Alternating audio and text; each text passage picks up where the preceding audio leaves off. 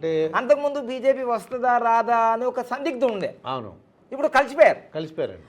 TDP చరిత్రలో ఎప్పుడైనా సరే కలిస్తే విజయాలు. ఓ టీడీపీ కలిసి ఉంటే కలదు సుఖం. ఓకే. ఒంటరిగా పోయారనుకో డాబా. అది ఇప్పుడు అర్థమైందా? ఇప్పుడు మీకు విడిపోతే పోతుంది. ఎప్పుడైనా కలవడం యోగం, విడిపోతే వియోగం.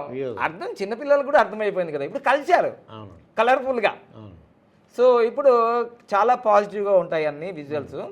అయితే విషయం ఏంటంటే ఈ ఎలక్షన్ డేటే కొంచెం ఇబ్బందిగా ఉంది. ఏంటో చూసి మాకు ఎక్స్ప్లెయిన్ చేయండి. ఎందుకంటే నేను ఉన్నట్టుగా చెప్తా. నేను ఏ పార్టీలో ఉన్నా సంఖ్యాశాస్త్రవేత్తను కాబట్టి, న్యూమరలిస్ట్ని కాబట్టి 13వ తారీఖు మే నెల 2024లో మనకి ఎలక్షన్ జరుగుతున్నాయి ఆంధ్రప్రదేశ్లో. అవునండి కదా అండి. అది ఇప్పుడు ఎలా ఉందంటే కురుక్షేత్ర సంగ్రామం లాగా కనిపిస్తుంది. యుద్ధం నిజంగా. నేను